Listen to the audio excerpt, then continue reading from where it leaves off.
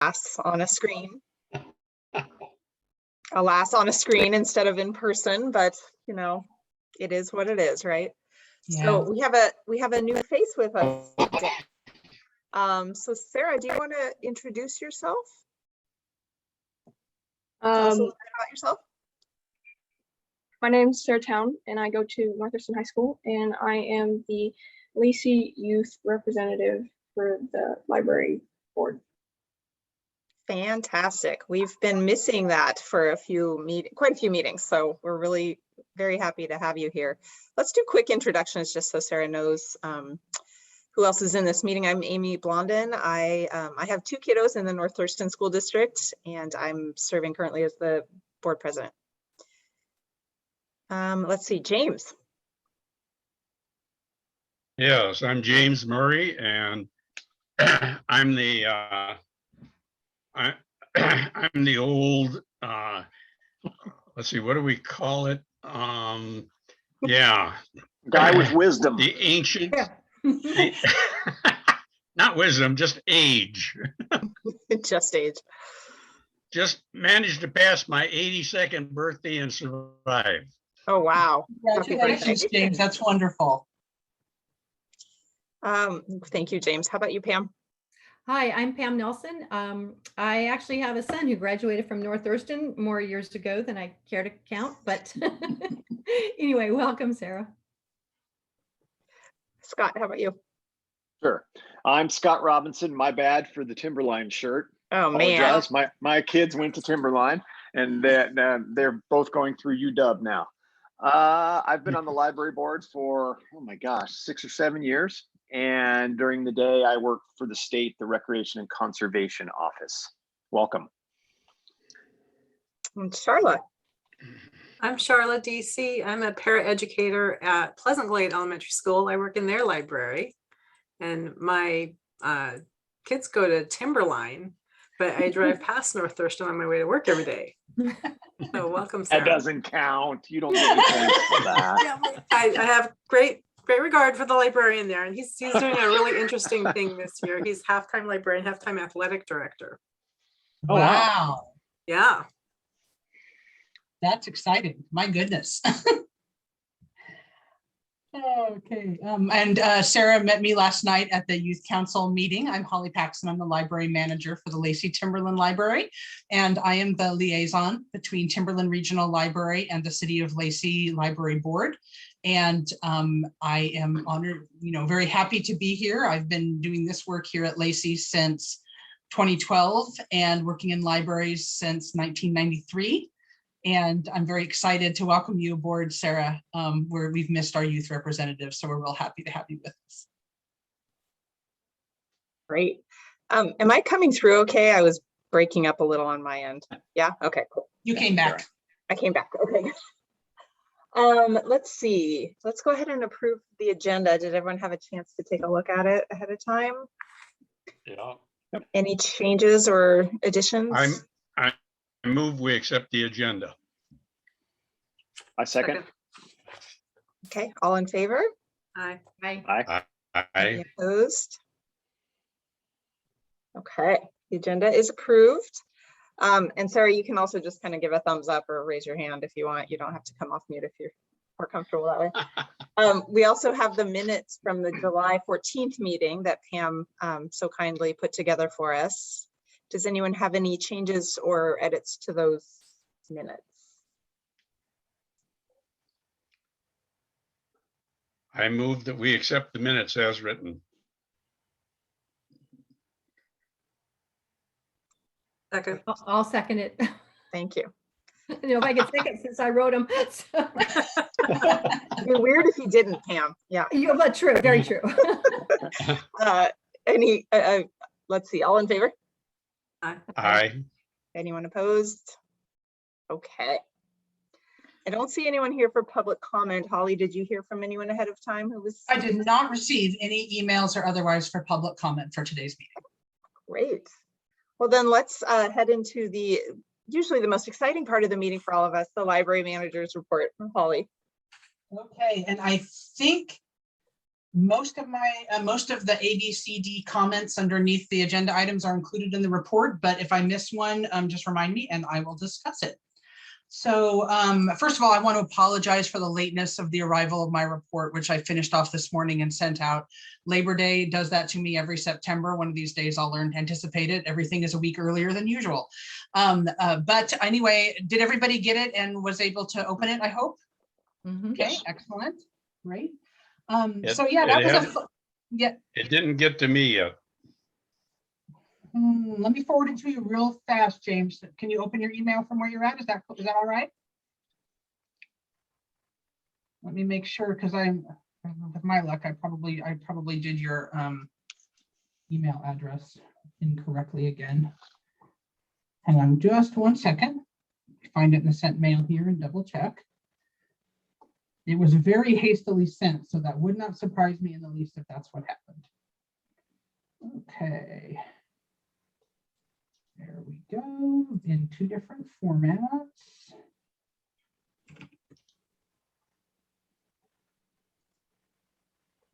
James.murray@sensorylink.net, right?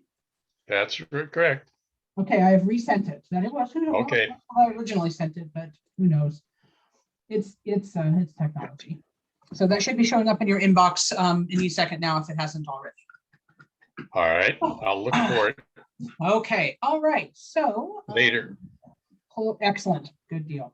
So yeah, we enjoyed 1 month of being in phase 4 before COVID wave 5 hit. And so as soon as the Thurston County Health Department put a Thurston County mask mandate back in place for all folks age 5 and up, regardless of vaccination status, Timberland enacted it for all 5 of our counties and all of our libraries, which was good because then we were completely ready to go when the governor came with his mask mandate back shortly thereafter. So, we're set with that. Right now, the rest of the information that I did some update on current COVID guidelines for the library, but for the most part, everything is still pretty much the same as phase 4 with just a few exceptions. The first one is that rather than trying to restart in-person programming in January, we are going to be sticking with virtual programming through first quarter of 2022. And then we'll revisit. So we will not be doing any in-person programming at the library or elsewhere until, April of next year. It takes a lot of advanced planning for programming, usually at least 6 months.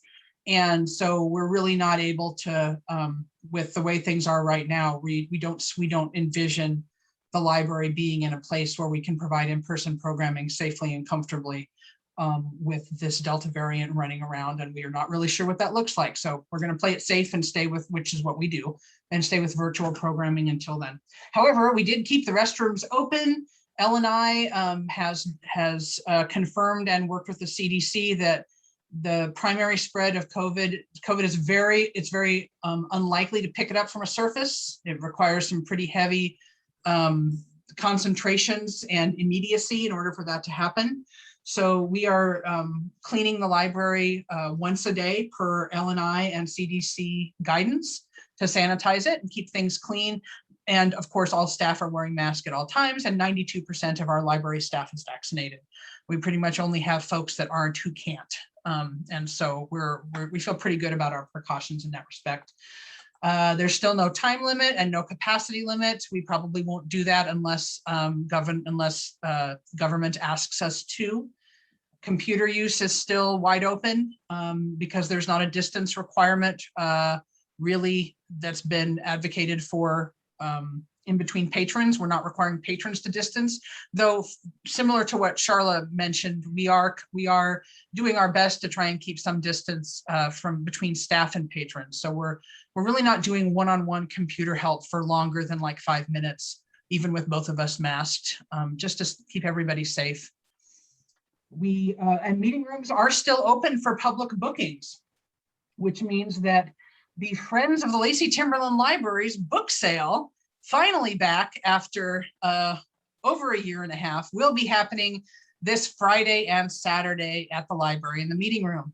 And I'm really excited. They've done a very good job of setting up some guidelines to help keep it from becoming a crowd. We know there's going to be a lot of interest. They have it set up so that there will only be one way into the meeting room and then one way out to keep traffic flow clear. And we were able to do that because the city did a wonderful job providing us a ADA accessible gravel path to the exterior entrance of the meeting room. So that will be the entrance to come into the book sale. And then folks will leave through the meeting room door into the hallway of the library past the restrooms. They will be only letting 10 people maximum in to browse at a time, asking people to keep their browsing to about 30 minutes max. And everybody will be required to wear a mask age 5 and up, regardless of vaccination status, because it's inside the library and that is required. And they will be enforcing that. So if you need some books, this is a great time to come and get some. And we're hoping that they will have a good turnout. Because a lot of the Friends funds are used for programming and other things, and our programming has been virtual and provided mostly by library staff.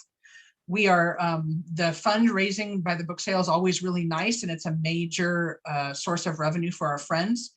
But the most thing we're looking to do right now is really just open up the opportunity for the community to purchase books in pretty decent condition for very, very, very low cost. We have lots of stock. Everyone has been dropping off their donations. We have been overflowing in all of our storage areas. So there will be a book sale each month for the rest of the year to try and get that stock down, get some books out in the hands of people who'd like to read them, help the friends make a little money for future work and that sort of thing. We also, the library is also still providing library takeout service for folks who want it. When you get to the library, you can just call us on your cell phone from the parking lot and we will bring it out. And if someone doesn't have a cell phone, they can call before they leave and give us an idea of what time they might be there, and then we can take care of it. Okay, for Hawks Prairie, we are, the lease is almost signed. It's been reviewed and approved by everyone legally. And now we just all have to have our representatives stand in front of a notary and put their name on the dotted line, and then we're good to go. Our next step is getting the space cleaned out so that I can get my IT department in there to decide where power and data needs to go. So our facilities crew can get into paint, and then I can work with the property owner's agent on getting flooring installed and a few other minor repairs to the space. We're still hoping for a December opening to the public, but it may be later December rather than early. We'll keep everybody posted on that. Let's see here. I'm happy to report that we have hired a new library assistant. Scott Sills comes to us from Florida and is working on getting his master's in library science degree. He's a wonderful addition. He's been here 3 weeks. It feels like he's been here forever. He's grasping things really fast. Just make sure you say hi to him when you stop by. He will be the other library assistant with a beard and glasses and a mask that we have. We have a few of them. Also, I want to let you know that we're working on getting our librarian 2, our supervisory positions hired. We're going to be conducting 2 rounds of virtual interviews in late September and early October to get those 2 folks on board. We had a very good external recruitment, so we have a nice crew of folks to interview and hopefully find some good people from. And then finally, our library assistant, Pablo Armas, was chosen to attend the National Virtual Veterans and Libraries Conference. We're really excited for him. He is a veteran himself, and he's going to be getting a lot of great information at a national level on how libraries can work to better serve our veteran communities. Very important for Lacey and an excellent thing for us here too. Oh, and then in case you hadn't heard, lots of really great things did happen despite the pandemic. We worked with the Thurston County Auditor's Office, and we created a Lacey voting center for 3 weeks prior to the election in August. It was a pilot project to kind of see how it would work, and it worked really, really well. The Auditor's Office provides staffing from 9 a.m. to 4 p.m. and sets up in our lobby so that folks have to pass them as they come in, provide some really good exposure for voter services. And they provide an accessible voting booth for disabled voters. There's a drop box right there on site while they're there. They can print people's replacement ballots. They can register folks right there. It's the same, all the things that they can do at the voting office, at the auditor's office in Olympia. And it was really, really successful. So we will be promoting this service and doing it again, and hopefully for every election in the future, until they're able to find permanent space in Lacey for an expanded second voting center for our Thurston County because of our population. So I'm really excited to be supporting the auditor's office in helping to enfranchise and allow as many eligible people to vote as easily to do so. So that's pretty exciting. Holly, Yes. I wanted to say that I saw the voting helpers, I think the day before the ballots were due, and realized, oh my goodness, I haven't mailed mine in. And I didn't know where it was. They printed me a replacement one on the spot, and I took it home, filled it out, and got it in the box with hours to spare. So I very much appreciated that they were in your building. Yay, I'm so glad. Washington is, such a national leader in making accessible voting happen. And I just want to make sure that we provide as many different ways as possible, particularly for any of our unhoused individuals. We have lots of folks that come in and spend time at the library. They are eligible to vote as citizens. And so the voting center staff can help them to make sure that they get registered and are able to cast their vote. As soon as, all of those things are really important to us, and we're very happy to support that program. Scott, did you have a question? Yeah. I see your hand raised. Yes. I see Scott's hand in the air. Yeah, sorry, I did. I was trying to do the cool Zoom thing, right, with the hand. So I'm sorry, going back to the Hawks Prairie Library, the lucky day, yes. Are the friends gonna have a presence there? Can you drop off books? Can you buy books? We're gonna be dropping off books. We will be looking at the possibilities. I have some ideas. We have to remember that this location is 1/10 of the size of my library currently. Right. And so what I don't want to do is set up the Friends for being, because Friends is completely a volunteer run organization. The two locations are kind of far apart. Right now, I have 2 Friends members coming in every single day of the week, Monday through Saturday in the morning, to keep the donation area cleared and sorted and cleaned at my big library. I don't want to do anything that's going to overwhelm them in terms of their staffing and service. So we're going to be discussing whether that's a drop-off point, but it will definitely be a sale point.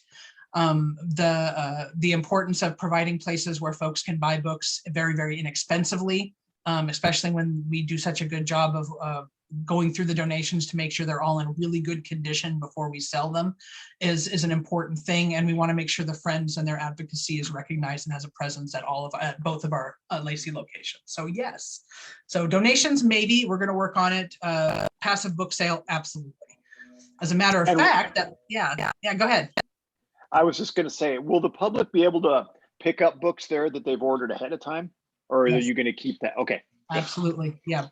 We actually, and I'm creating a pretty substantial holds area, given the success of when we had it in the coffee shop and when it was at South Puget Sound Community College, when it was in Hawks Prairie. I'm expecting quite a few folks to look at that as an alternate hold location, so they don't have to fight their way down Martin Way to get to us at the big library. So yeah, I put a lot of shelving in for holds. It's on my plan. Yes, absolutely. You are welcome. And this is a great question that kind of goes into our partnerships work with our friends. I worked with the Friends of the Lacey Library and the Lacey Revel 55 plus community in Hawks Prairie. They did an outdoor spaghetti dinner fundraiser for our Hawks Prairie location. Very safe, distance, and then people ate away from where we had our booth and were able to chat with folks. I registered people for library cards. John Grossam, the Friends president, was there to help advocate for the Friends and talk about the things they do for us. We talked a lot about Hawks Prairie and what was planned for it. People seem very excited at that location. It's just past the intersection. It's off of HOH Street and Martin Way. So we are going to be very close to those folks there.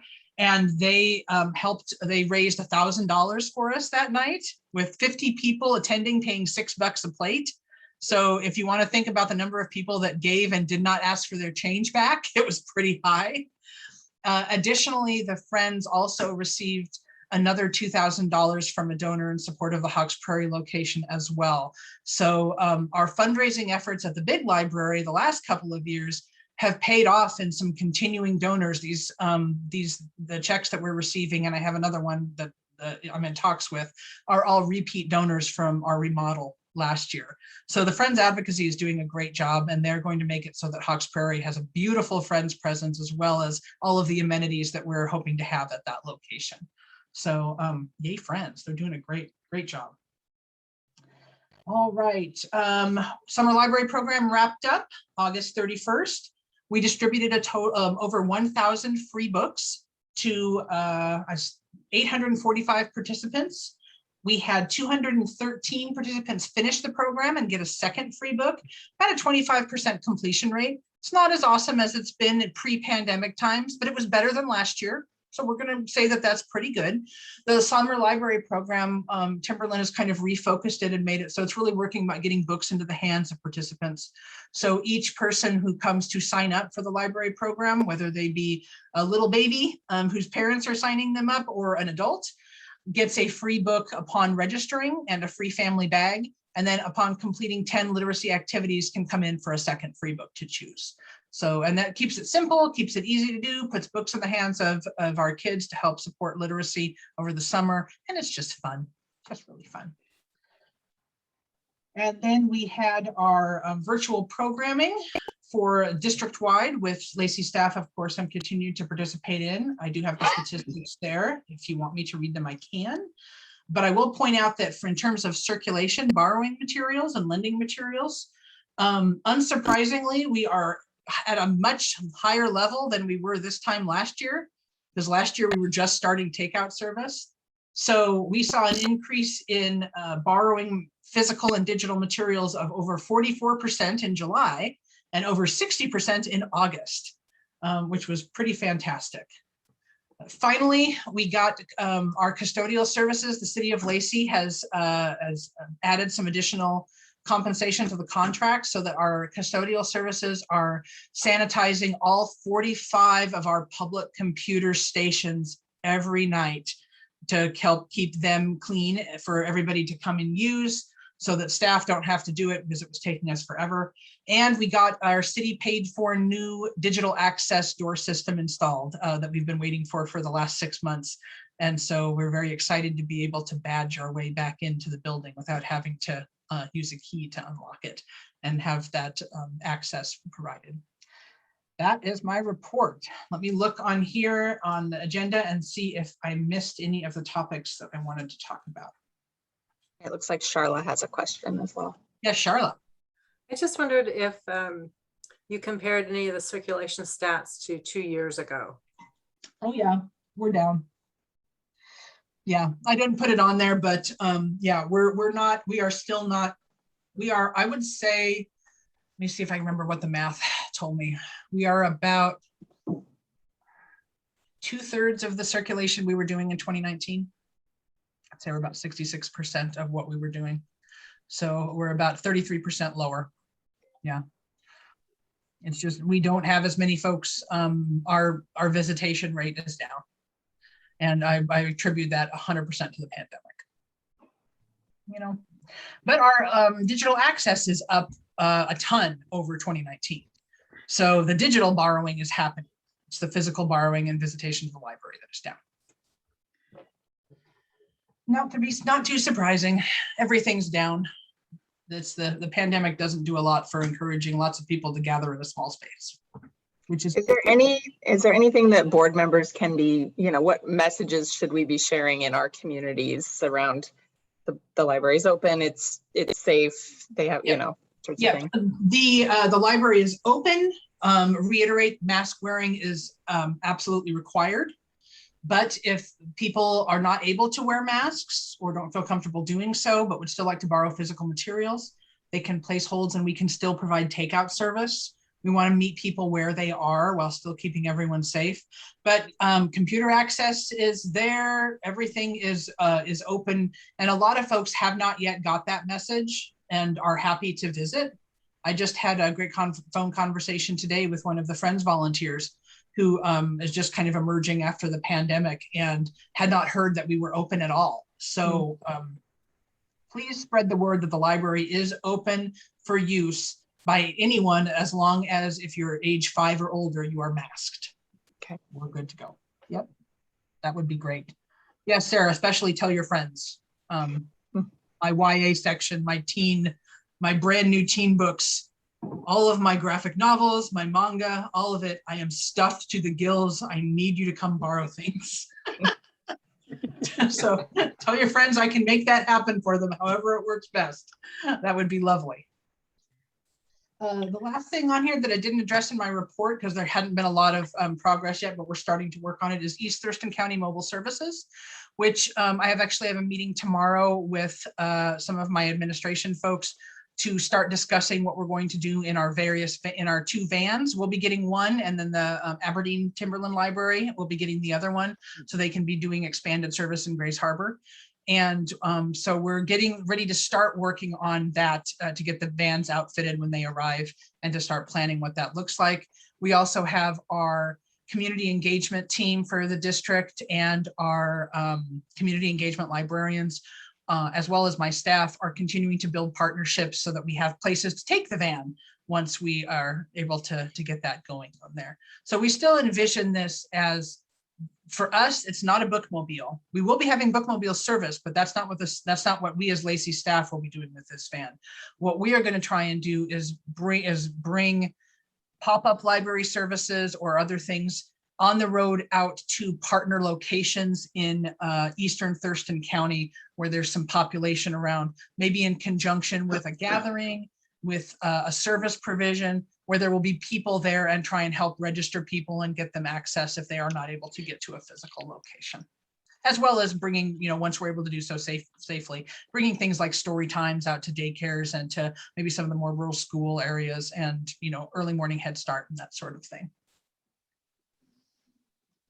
That is, I think, all I have. Hey, Holly, can I ask a question? Always. So I ran into the story trail out at Wonderwood Park, and I thought that was really Yay! awesome. Have you gotten any feedback from the community Yes. on that?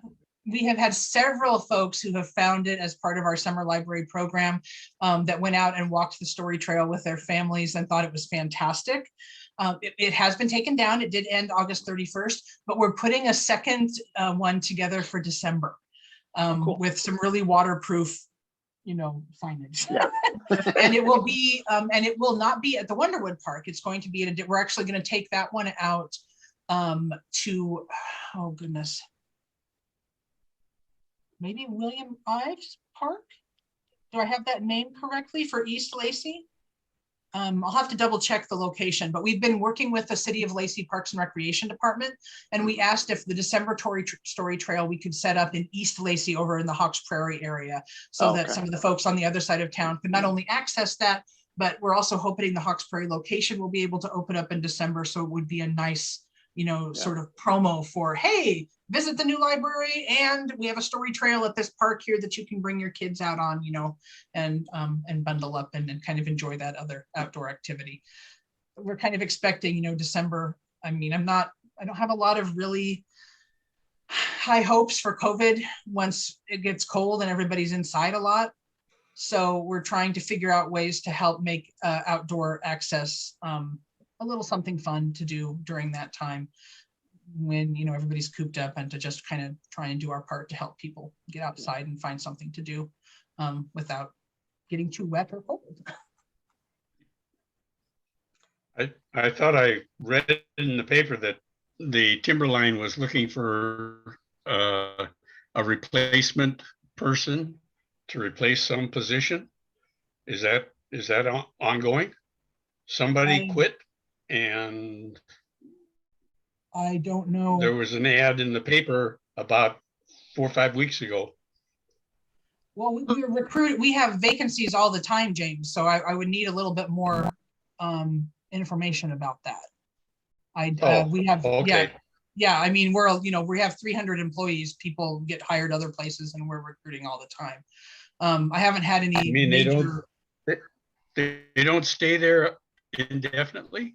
No, some people find other jobs. Some people retire. I know that this is news for you, but other people, sometimes stop working at a certain age. So I'm not 100% sure.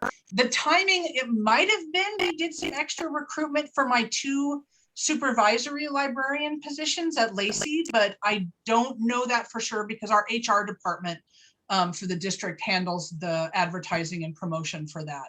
So if it was it in the Olympian? Do you recall? Okay, If it was in the Olympian, that Yeah. might have been it, but there's recruitment for positions happening at all, in all 5 counties all the time. So kind of hard to say which one Well, that might have been.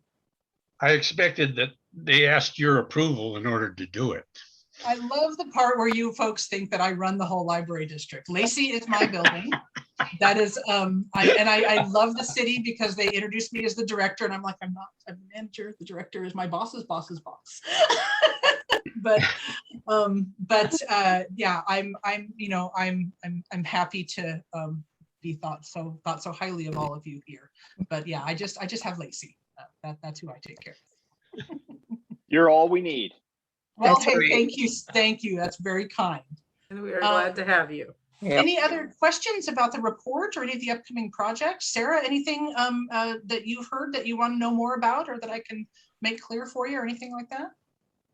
I don't mean to put you on the spot, but just in case. Not currently, no. I just did that great a job of explaining things. Thank you. I feel good about that. All right. Don't let Holly, it go to your head. I'll try not to. Holly, did the quilting guilds feel comfortable coming back? Oh, I can tell from your face.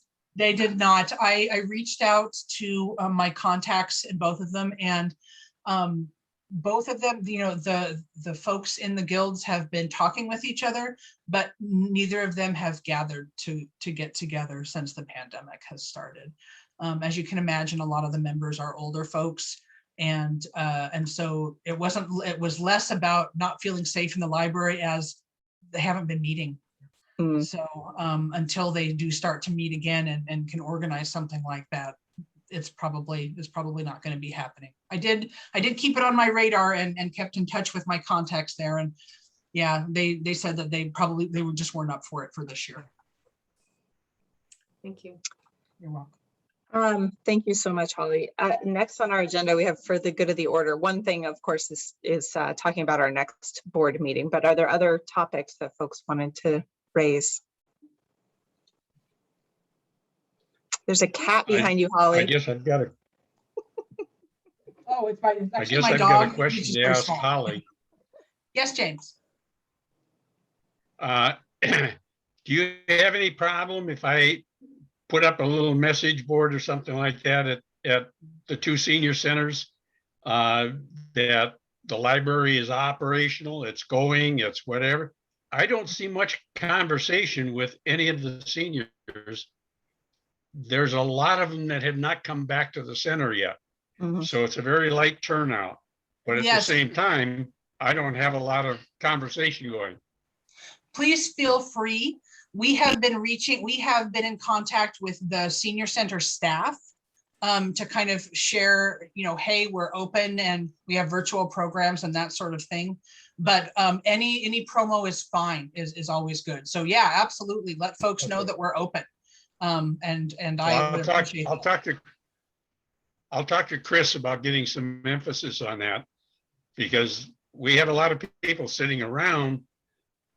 They're getting used to the idea of coming back again, Sure. but they're still very cautious, very, very quiet. Yeah, and I don't blame them.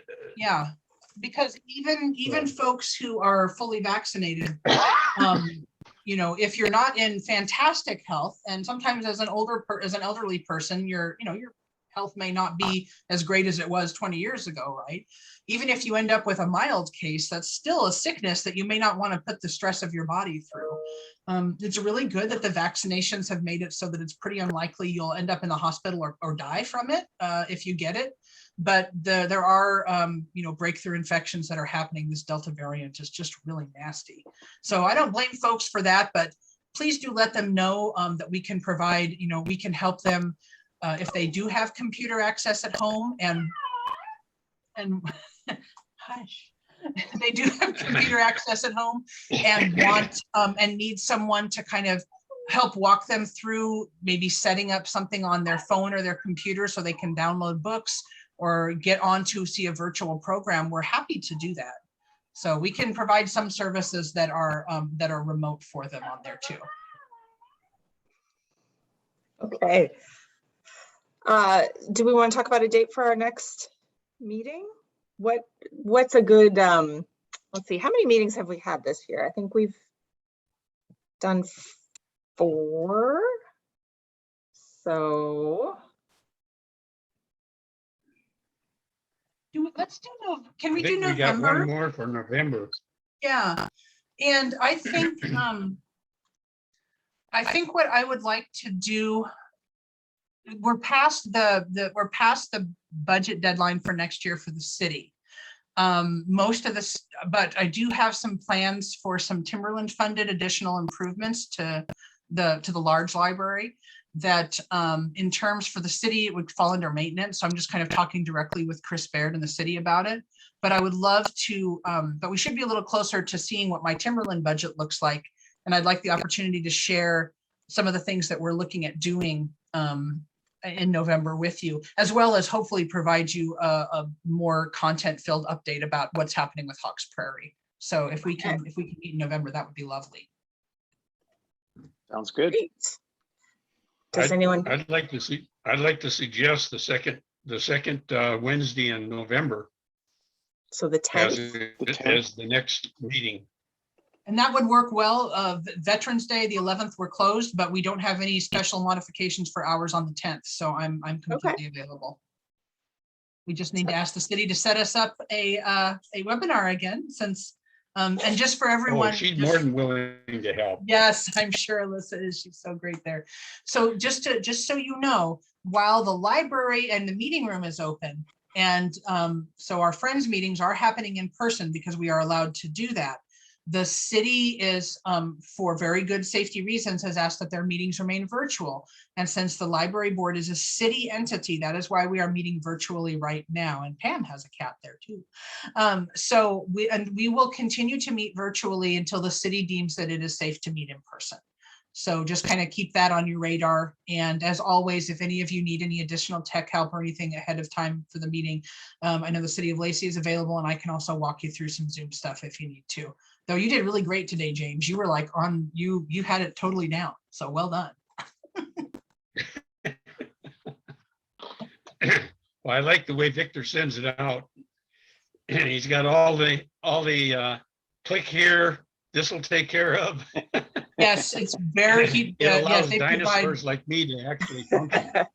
It's very good access information. That is true. And Sarah, we will have your information and meeting minutes and things like that. We will usually share out via email, but if you would like, if it's easier, I can also upload any documents or things that you need, because I think there's a place to do that in Basecamp for you for the youth council. So you work with, let me know how you'd best like to receive that information. But Amy will, and whoever takes minutes this month will usually share all that information out.